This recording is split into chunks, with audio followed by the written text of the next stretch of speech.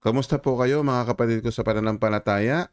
Sumayin niyo po ang biyaya at kapayapaan mula sa Diyos Ama at sa Panginoong Hesukristo na ating tagapagligtas. Ito po inyong lingkod, Brother Owen.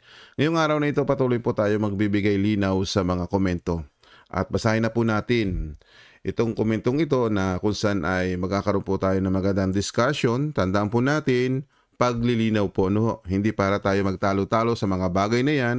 Kung ano po ang inyong paniniwala, hinahayaan po namin. Pero kami, dahil sasagutin lang namin yung mga naglagay kayo ng mga komento sa ating YouTube channel, kaya titingnan po natin at comparison kung ang inyong pananampalataya ay nakabase sa aral at turo ni Kristo.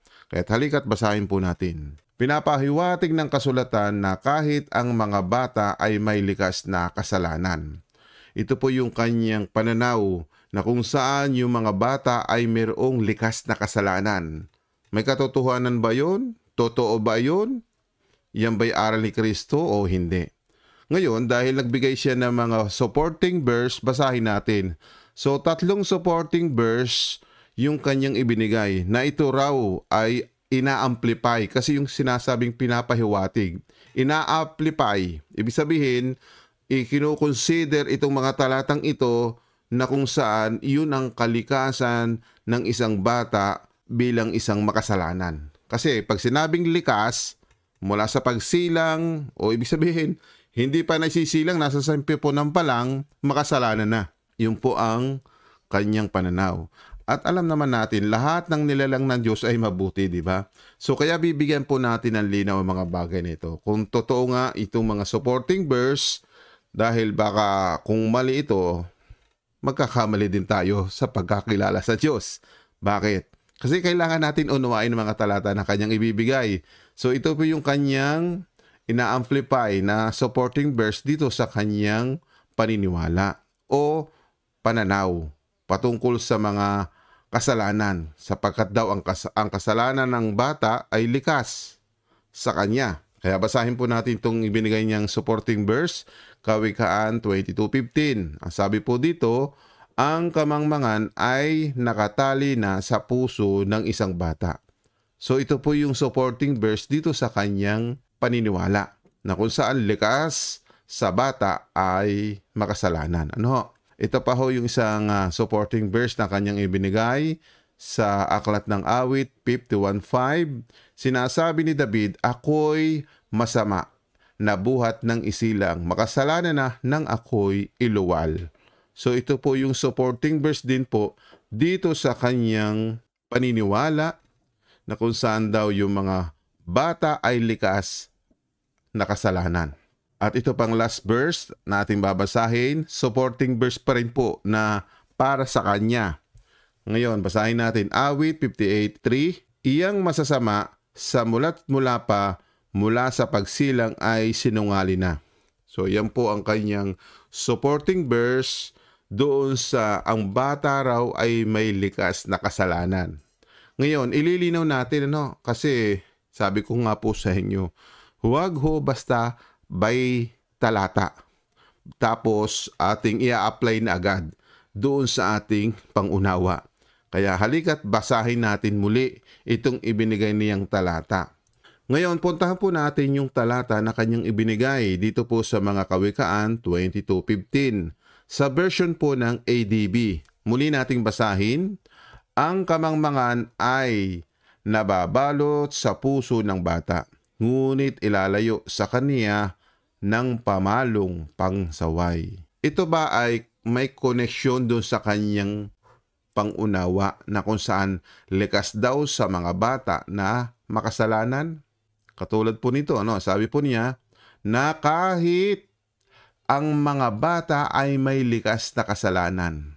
Kasi po ang ibinigay niyang talata, ang layo naman po, hindi po kasalanan yung salitang kamangmangan. Ngayon, babasa tayo ng ibang salin para maintindihan natin. Ngayon, basa tayo ng ibang salin. May ganito pang pangungusap dito naman po sa ASND, dito pa rin po sa Kawikaan 22:15. Ating i-compare ito, basahin natin. Likas sa mga bata ang pagiging pilyo, ngunit magiging matuwid sila kung didisiplinahin. Malinaw po ba? Yung pagiging pilyo ba ng isang bata? Ano ba yung pilyo? Di ba? Makulit. Ano? Minsan, napakasutil. Yun ang pagiging pilyo, di ba? Yan ang meaning ng pagiging pilyo. Pero sa ibang version po ay, kung ating pagsasamahin, mayroon pong salitang, ang kamangmangan ay nababalot sa puso ng bata. Ano ba yung kamangmangan? Mag-aaring innocent, walang alam, hindi nauunawaan, di ba? Kaya minsan, ang bata napapahamak kapag minsan yung mabibigat na bagay, binubuhat at pag napatakan yung paa kasi hindi niya alam. So yung ibig sabihin ng kamangmangan sa isang bata, ibig sabihin innocent, walang alam. Pero hindi ang kasalanan. Huwag po nating i-consider na kasalanan yun sa isang bata kung may kamangmangan. Kasi ito po yung kanyang kinuhang supporting verse sa Kawikaan 20:15. So hindi po likas yun. May mga bata po, kung tutuusin po, ay may ilang mga pilyo, may mga bata naman po na hindi naman pilyo, di ba? So i-consider din natin, hindi naman lahat ng bata pilyo, di ba? Hindi man lahat ng bata may kamangmangan, di ba? Meron pong inborn na magaling maggitara, di ba? Talagang likas sa bata, medyo tahimik, mabait. So, di ba? So, wag natin lalahatin. Kaya po itong inyong supporting verse hindi po connected dito sa inyong sinasabi na ang mga bata ay may likas na kasalanan. So hindi po hindi connected. Ngayon, puntahan naman natin yung awit 51:5. Basahin din natin sa ADB version. Narito, ako'y inanyuan sa kasamaan at sa kasalanan ay ipinaglihi ako ng aking ina. Ang tanong, sino ang tinutukoy dito? Ito ba ay pang-general, pang-kalahatan, o doon lang sa nagsasalita? Ang tanong, sino ang nagsasalita dito? Para maintindihan natin, ang nagsasalita dito ay si Haring David. Tama naman po ang komento ninyo. Sabi po ninyo, sinabi ni David, ako'y masama na buhat ng isilang, makasalanan na nang ako'y iluwal. Meaning, hindi mo pwedeng i-apply ito sa'yo. Para lang yan sa kanya kay Haring David. Tinutukoy yan individual para lang po kay Haring David. Sinabi niya yan. Malinaw po ba? Pero kung ito'y babasahin mo at i-apply mo sa iyong sarili, hindi pwede. Bakit? Yan. Yan ang dapat yung malaman. Ngayon, kung unawain natin, basahin natin yung mga naunang talata. So, nasa verse 5 tayo. Puntahan nga natin yung verse 1. Ang sabi po dito, maawa ka sa akin, O Diyos. Puntahan po natin, maawa ka sa akin, O Diyos, ayon sa iyong kagandang loob, ayon sa karamihan ng iyong malumanay na mga kawaan, ay pinawi mo ang aking mga pagsalangsang.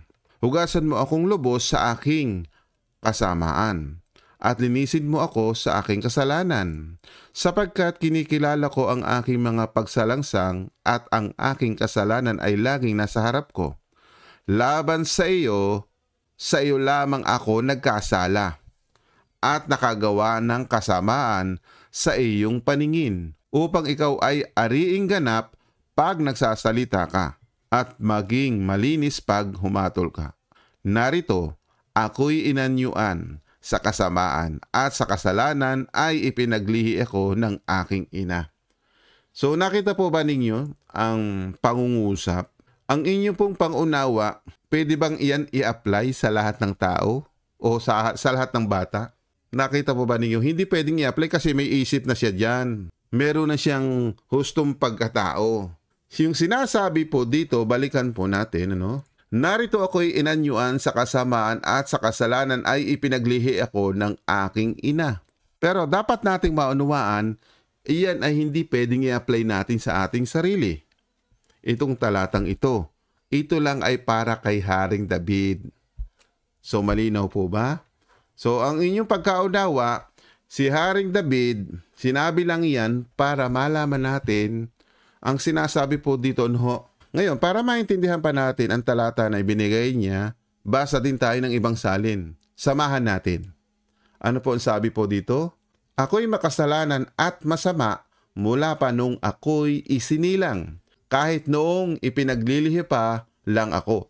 So, ibig sabihin po, dito sa karakter po ni Haring David, para sa kanya lang po yun. Hindi natin pwedeng i-apply yan sa atin.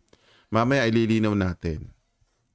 Kasi binibigyan lang natin at ini-emphasize na hindi ito connection dito sa sinasabi mo na kung saan ay makasalanan na ng isilang. Ngayon, dito kay Haring David, yan po ay isang bagay na inamin niya na siya'y nagkasala sa Diyos. Malinaw naman po ano sabi ni Haring David. Puntahan natin yung talata na ating binasa kanina. Kung babalikan po natin yung verse 4, sabi po dito, no, laban sa iyo lamang ako nagkasala. Sa isang salin, ASND, tanging sa iyo lamang ako nagkasala. May katotohanan ba yung sinabi ni Haring David? Si Haring David sa Panginoon lang nagkasala. Hindi ba yan nagkasala sa kanyang kapwa-tao? Di ba't gumawa din po siya ng paglabag sa kanyang kapwa? Yung kanyang kanang kamay na si Oraya at yung asawa ni Oraya ay inasawa niya, na ang pangalan ay si Batsiba, na naging anak niya si Haring Solomon. O, kita po ba ninyo? Yung sinasabi niya na sa Panginoon lang siya nagkasala. Pero kung papansin natin ang kalalagayan ni Haring David, nakagawa din siya ng kasalanan sa kanyang kapwa. Diba?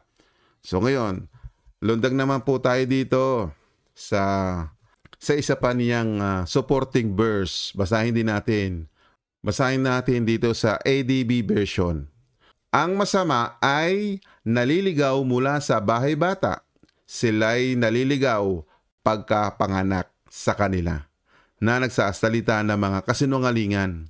Basahin nga natin sa isang salin, medyo tayo ay nalalaliman sa ganitong pangungusap. Dito sa ASND tayo magbasa. Ang masasama ay lumalayo sa Diyos at mula ng isilang ay nagsisinungaling na. Ngayon, anong ibig sabihin sa pangungusap na ito? Maaring may connection sa kanyang sinasabi. Ano ho? May connection nga ba itong kanyang sinasabi?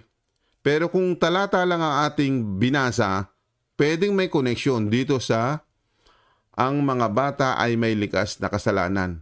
Pero uunawain natin yung talatang ito. Merong verse 1, may verse 2, at may verse 3. So bago tayo humantong sa verse 3, umpisahan natin sa verse 1 para malaman natin kung kanino itinutukoy ito. Sa bata nga ba o mayroong pinapatungkol kung kanino? So puntahan natin yung verse 1. Masahin natin, kayong mga pinuno, matuwid ba ang paghatol ninyo sa mga tao? Hindi, dahil paggawa ng masama ang laging iniisip ninyo at namiminsala kayo sa iba saan man kayo naroroon. Ang masasama ay lumalayo sa Diyos at mula ng isilang ay nagsisinungaling na. Meaning, itong talata palang ito ay tumutukoy dito sa mga pinuno. Ikinukonsider na sila'y parang mga bata na isinilang na nagsisinungaling na. Pero hindi po ito tumutukoy sa talagang bata na kung saan ay likas na ang kanilang pagiging makasalanan. Hindi po ganun. Ang tinutukoy po dito sa talatang ito para lang doon sa mga pinuno ng Israel. Dahil ang mga Israel po ay hindi na sumusunod sa Panginoon, maging yung mga namumuno, yung mga pinuno. O, diba?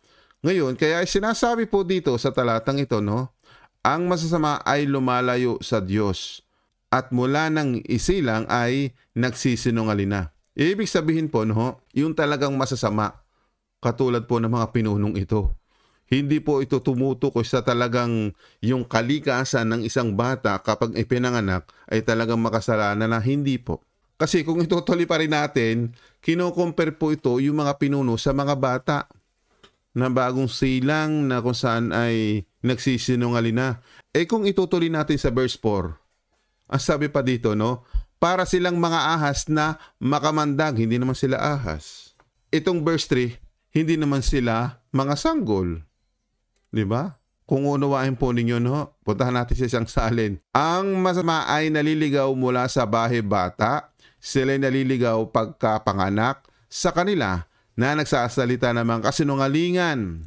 Ang kanilang kamandag ay parang kamandag ng ahas. Sila'y gaya ng binging ahas na nagtatakip ng kanyang pakinig. Meaning, ito palang mga talatang ito, mga bahay bata na pagkapanganak, kinocompare po yung mga pinuno. Ito po sa verse 1. Tunay nga bang kayo'y nagsasalita ng katuwiran o kayong mga makapangyarihan? Nagsisihatol ba kayo ng matuwid o kayong mga anak ng mga tao? So tumutukoy ito hindi sa mga bata. Tinutukoy itong verse 2, verse 3, and verse 4. Kung babasahin ninyo, katulad ng bahay bata o pagkapanganak sa verse 3, di ba? At itong verse 4, ang kanilang mga kamandag ay parang kamandag ng ahas, di ba? Kaya nga tinutukoy yan, hindi yan sa bata, kaibigan. Kasi babasa ho kayo ng buong pangungusap. Hindi po para itukoy mismo sa mismong bata na kung saan ay sinasabi niyong likas na makasalanan. Hindi po ganun.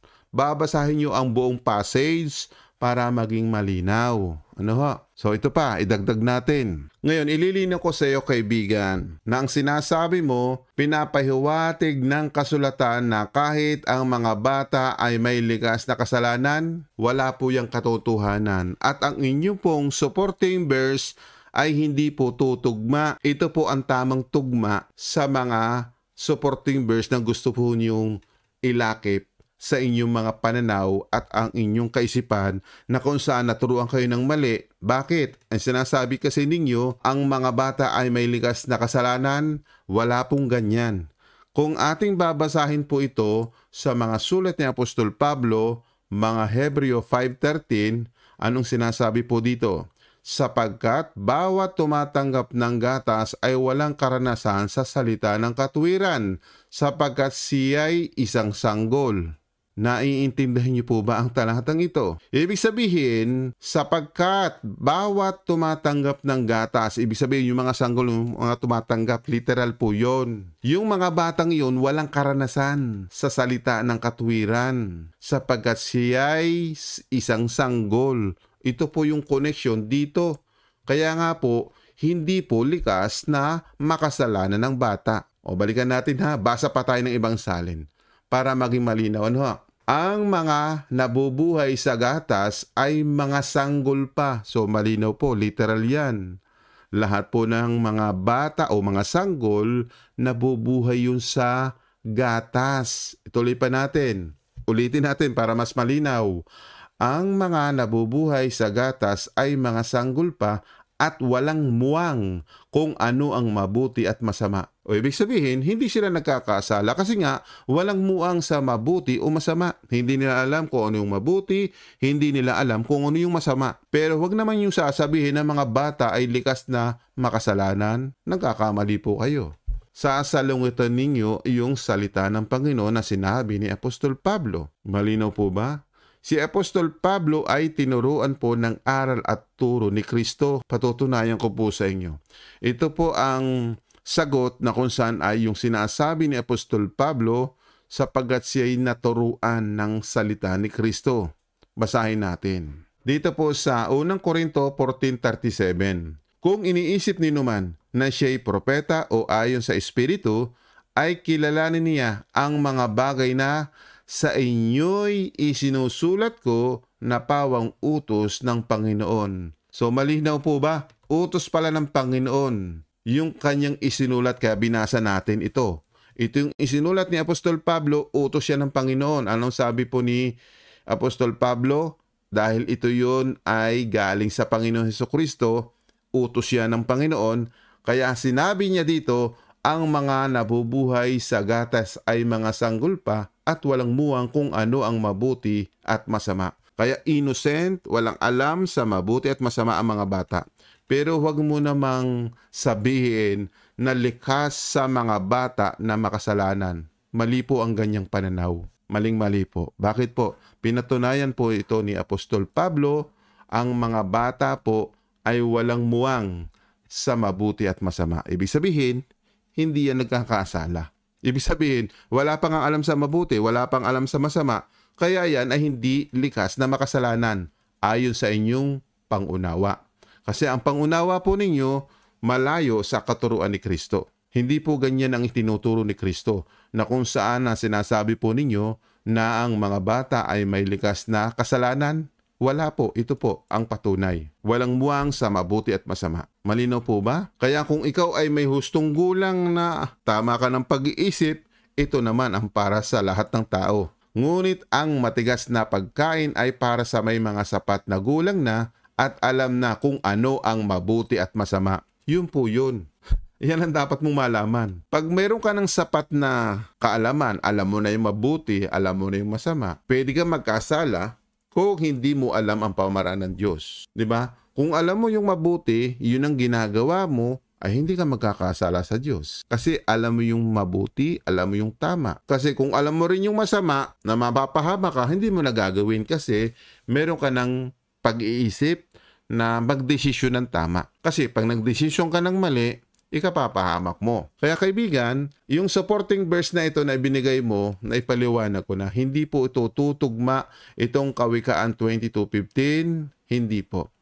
Itong Awit 51:5, hindi rin po tutugma sapagkat si Haring David po ang nagsalita lang dito. Itong Awit 58:3, hindi rin po tutugma dito sa inyong pananaw na ang mga bata ay may likas na kasalanan. Hindi rin po tutugma itong Awit 58:3. Bakit? Kasi po ang tinutukoy dito para sa mga may kapangyarihan o namumuno. Bakit po? Kasi sila ay hindi nakakagawa ng tama. So balikan natin ha, yung 58:3 na kung saan ay maintindihan natin. O ngayon, malino ba ito sa iyo? Kaya kung pupuntahan mo yung verse 1, ito yun. Kayong mga pinuno, matuwid ba ang paghatol ninyo sa mga tao? Yan ang tinutukoy diyan. Kasi sila, ang paghatol nila ay wala sa katwiran. Kaya nga sinasabi ng kasulatan, kayong mga pinuno, matuwid ba ang paghatol ninyo sa mga tao? Nakita po ninyo? Kasi ang Diyos, kung humatol, matuwid yun. May hustisya. Kaya nga dito, para makita natin na hindi po makatarungan itong mga taong ito kung gagawa sila. Kaya kino-compare sila sa mga bata. Ito pong binigay niyong talata sa Awit 58:3, ang masama ay naliligaw mula sa bahay bata. So yung pong masasama talaga. Ibig sabihin, kino-compare sila mula doon sa bahay bata. Ibig sabihin, likas talaga sa kanila yung makasalanan. Yung mga taong walang hustisyang humatol. Kaya yung verse 1, yan po. Tunay bang kayo'y nagsasalita ng katuwiran? O kayong mga makapangyarihan? Nagsisihatol ba kayo ng matuwid? O kayong mga anak ng mga tao? Yan po yun, ibig sabihin diyan. Kaya nagbigay lang po ng mga parang patalinghaga yung mga bagay na yan. Kaya nga sinasabi dito sa verse 2, oo, sa puso ay nagsisigawa kayo ng kasamaan. Iyan po yung mga tao. May isip na ho yan. Kinukumpara sila sa isang bahay bata. Sabi po dito, ang masama ay naliligaw mula sa bahay bata. Naliligaw pagka panganak sa kanila. Ibig sabihin po, yun ay may sapat na gulang na kung saan ang kanilang nalalaman, ang kanilang kaisipan ay hindi makatuwiran ang kanilang paghatol. Kaya hindi po pwedeng gamitin mo ang talatang iyan sa sinasabi po ninyo na ang mga bata ay may likas na kasalanan. Hindi po pwedeng i-connecta itong mga supporting verse na binigay po ninyo. So ang binigay ko pong supporting verse ay ito. Mula kay Apostol Pablo, Hebreo 5:13, sapagkat bawat tumatanggap ng gatas ay walang karanasan sa salita ng katuwiran, sapagkat siya'y isang sanggol. Sa isang salin, idagdag din natin, ito po, ang mga nabubuhay sa gatas ay mga sanggol pa at walang muwang kung ano ang mabuti at masama. Yan po malinaw. Kaya po, wala pong ganyang katuruan. Wala po ding ganyang kaisipan. Dapat tayo na kung saan ay idamay natin ang mga bata na may likas na kasalanan. Mali po yun. Kasi nilikha ng Diyos ang tao na mabuti. Napag-aralan po natin ito sa mga sulat ni Solomon. Puntahan natin yun. Ano po ang sabi ni Solomon sa kanyang mga sulat? Basahin po natin dito sa Mga Ngaral. Mga Ngaral 7:29. So, dalawang version na rin papakita ko sa inyo. Narito, ito lamang ang aking nasumpungan na ginawang matuwid ng Diyos ang tao. Diba? Kaya pa, pagsilang pa lang ng bata, matuwid po yon. Wala yung kasalanan. Malinaw po ba? Kasi nilikha yun ng Diyos. Bago isilang ang sanggol, ang Diyos po ang humuhulman yan. Huwag mo naman yung sasabihin para ikumpara nyo kay Haring David. Nagsalita si Haring David, bakit? Kasi nga, nakagawa yan ng kasalanan. Pinakita ko po sa inyo, sinasabi niya na sa Panginoon lang daw siya nagkasala. Pero nung natuklasan natin, may nagawa naman siyang kasalanan sa kanyang kapwa. Diba? At yung kanyang kapwa na si Oria ay yung asawa ni Oria ay inasawa ni Hari Solomon. O diba? O basahin natin yun para makita natin yung pangangalo niya ni Haring David. Basahin natin. Ngayon, hindi ko po babasahin ang buo. Kayo na ho magbasa. Kukuha lang ako ng isang idea o para maintindihan ninyo kung ano yung nangyayari kay Haring David. Ito po yung pangyayari kung saan siya nagsimula na nagkasala sa kanyang kapwa. Basahin natin. Ikalawang Samuel 11 verse 2. At nangyari sa kinahapunan na si David ay bumangon sa kanyang higaan at lumakad sa bumungan ng bahay ng hari. At mula sa bumungan ay kanyang nakita ang isang babae na naliligo. At ang babae ay totoong napakagandang pagmasdan. At ang babae ay totoong napakagandang masdan. Yan po. Nagkaroon po diyan ng pagnanasa si Haring David dito sa babaeng ito na ang pangalan po ay si Bathsheba, na ang asawa po ni Bathsheba ay si Oria. So basahin na lang po ninyo na diyan yung pangyayari at naganap kung bakit siya nagkaroon po ng pangangalo niya. Nakita po ninyo? So napakasalimuot at nangyari sa kanyang buhay. Kaya ayan ay isang bagay na dapat yung malaman na ang sinasabi ni David na sa Panginoon lang daw siya nagkasala. Diba? Ulitin natin yung talatang iyon. So, dito mo rin ibinigay yung talatang ito, Yan. Yung sinasabi mo diyan sa awit 51.5 na si David. Puntahan natin yung 51.5 ng awit. Narito ako'y inanyuan sa kasamaan at sa kasalanan ay ipinaglihi ako ng aking ina. Kaya ang sinasabi po dito sa verse 4, balikan natin. Dito sinasabi niya, laban sa iyo lamang ako nagkasala. Nakita po ba ninyo? Sa kanya lang ba nagkasala? Nagkasala siya kay Bathsheba, nagkasala din si Haring David kay Uria. Yan muna ang ating topic diyan. Baka maintindihan ninyo. Kaya ito pong mga talata o supporting verse po ninyo, hindi po ito tutugma dito sa inyong paniniwala. Maaring iyan ang tutugma. Pwedeng iyan ang tumugma sa inyong iniisip, pero walang ganyang aral si Kristo na ang bata ay may likas na kasalanan. Wala pong ganyan. Pero para sa inyo, siguro inyo yan. Aral ninyo yan.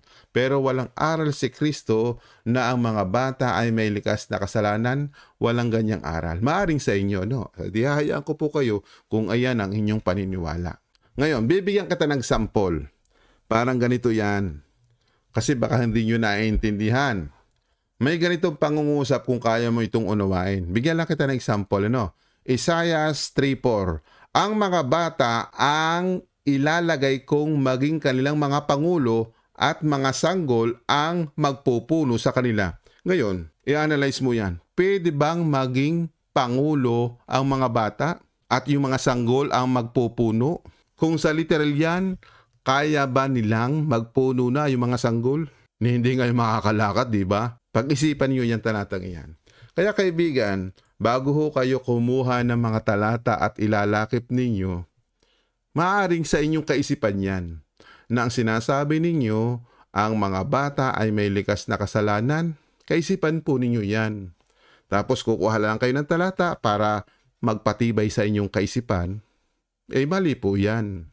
Hindi yan kaisipan ni Kristo para ituro sa atin. Ano ho? Kaya yung mga aral na yan para sa inyo, ang aming itinuturo, yung aral na sinabi ko, aral yon na mula sa ating Panginoong Kristo. So malinaw po ba? Ngayon, idadagdag ko pa sa ito. Yung sinasabi po ninyo, ang mga bata ay may likas na kasalanan, kung ito naman ang sabihin ko sa iyo. Basahin ko itong 2 Timoteo 3:15. At mula sa pagkasanggol ay iyong nalalaman ang mga banal na kasulatan na makapagpadunong sa iyo sa ikaliligtas sa pamagitan ng pananampalataya kay Kristo Jesus. Katulad po niya, sanggol yan. Paano magiging likas na makasalanan yan? Yung sinasabi po ninyo, no? Ang mga bata ay may likas na kasalanan. Paano ito? Pagkasanggol po ho ni Timoteo, yan po, nalalaman niya ang banal na kasulatan na makakapagpadunong. Basahin pa natin sa isang salin. Mula sa pagkabata, yan. Kanina, sanggol. Ngayon, bata naman. Kaya ito, pinapakita ko sa iyo ang kaibahan ng aral ni Kristo at sa aral ninyo. Basahin ko po ito. Mula pa sa pagkabata, alam mo na ang banal na kasulatan na nakapagbibigay sa iyo ng karunungan tungo sa kaligtasan sa pamagitan ng pananampalataya kay Kristo Jesus. Yan. Kaya ang supporting verse ninyo ang layo. Kawikaan 22:15. Kamangmangan. Hindi naman kasalanan yan. Yang kamangmangan, hindi po. Bakit? Papakita ko pa sa iyo. Yung salitang kamangmangan, minsan ginagamit pa nga yan ng Panginoon. So hindi yan kasalanan. Basahin ko pa sa iyo. Kaibigan, basahin ko ito sa iyo ha. Itong unang Korinto chapter 1 verse 27 ADB version. Kundi pinili ng Diyos ang mga bagay na kamangmangan ng sanlibutan. Katulad po niyan. Bakit pinili ng Diyos yung mga bagay na kamangmangan ng sanlibutan? Upang hiyain niya ang mga marurunong. At pinili ng Diyos ang mga bagay na may hina ng sanlibutan upang hiyain niya ang mga bagay na malalakas. Kaya kaibigan, huwag mo naman sabihin yung kamangmangan ay kasalanan. Samantalang ginagamit ng Panginoon yung salitang kamangmangan. Highlight natin, ano? Yan po. Yang may highlight na yan, kamangmangan, di ba? Katulad dito, sinasabi mo. Parang sinasabi mo, kasalanan yan. Kasi ito naging supporting verse mo, di ba? Dito sa sinasabi mo, ang mga bata ay may likas na kasalanan. Katulad ng sinasabi mo dito sa Kawikaan 22:15, ang kamangmangan ay nakatali na sa puso ng isang bata. O di ba? O ito, pinalinaw natin. Kundi pinili ng Diyos ang mga bagay na kamangmangan ng sanlibutan upang hiyain niya ang mga marurunong. Nakita mo ba na yung salitang kamangmangan sa ibang salin? Ngunit pinili ng Diyos ang mga itinuturing ng mundo na mangmang. O yan, mangmang pa ho dito. Upang hiyain ang marurunong. Pinili ng Diyos ang mga itinuturing ng mundo na may hina upang hiyain ang malalakas. O nakita po ba ninyo? Kung iisipin mo, isang kasalanan yan. O di ba? Iyan ang naging supporting verse mo para sabihin mo lahat ng mga bata ay likas na makasalanan. Ayan o. Ang mga bata ay may likas na kasalanan. Wala pong ganyang aral si Kristo, mga kaibigan. Ano ho? Kaya po, dapat nyong maalaman. O, puntahan natin sa English. Ano ba sa English yung mangmang? Dito po sa 1 Corinthians 1:27. But God choose what is nonsense in the world to make the wise feel ashamed. O, di ba? Yan ang dapat nyong malaman. Hindi po kasalanan yung nonsense. Ginagamit pa nga ng Panginoon yung mga mangmang, yung mga walang alam, yung mga inosente. Di ba? Sina Pedro, wala yang alam. Di ba? Mangingisda lang po sila, yung magkakapatid na yan. Sina Juan at Santiago. Mangingisda lang po sila. Kaya sila, mga nonsense ang tawag sa kanila. Mangmang, walang alam, walang kaidea-idea. Tinuruan lang po yan ng Panginoon para sumunod sa kanyang pamaran at utos. Kaya mas mabuti pa nga yung wala kang nalalaman eh. Tapos tatanggap ka ng aral at turo ni Kristo. At least yun ang pangahawakan natin. Maaring ang inyong aral at turo, hindi aral ni Kristo yung na inyong napakinggan. I'm so sorry kung sabihin ko ito sa inyo, kung masasaktan kayo, mas mabuti kasi malaman ninyo na nasa mali kayong aral. Pero kung iyan ang pahawakan ninyo, wala na po akong magagawa. Kung ang inyong paniniwala na ang mga bata ay may likas na kasalanan, eh di panghawakan ninyo. Kami po ay hindi ganyan ang paniniwala na kung saan ang mga bata ay may likas na kasalanan. Wala po. Sapagkat sinasabi po ni Apostol Pablo, uulitin ko po, para sa ating pagtatapos sa ating pag-aaral, balikan natin ito. Sapagkat bawat tumatanggap ng gatas ay walang karanasan sa salita ng katuwiran, sapagkat siya'y isang sanggol. Sa isang salin, ang mga nabubuhay sa gatas ay mga sanggol pa at walang muwang kung ano ang mabuti at masama. Kaya po, hindi po nating isipin ang mga bata ay may likas na may kasalanan. Ano ho? Yung sinasabi po ninyo na ang mga bata ay may likas na kasalanan, wala pong ganyang aral si Kristo. So salamat po kung kayo nakaunawa. Kaya kaibigan, hindi kita sinaktan kundi pinaunawa ko lang po ang mga aral at turo ni Kristo para marinig mo pati ng mga sumusubaybay sa ating channel. Salamat po sa lahat ng nagtiyaga na makinig dito sa ating channel. Pagpalain po kayo. Ito po inyong lingkod, Brother Owen. Kung hindi ka pa nakakapag-subscribe sa ating channel, gawin mo na. Ito po ang ating channel, God's Word, Read Scriptures. Hanggang sa muli po ng ating pag-aaral, to God be the glory.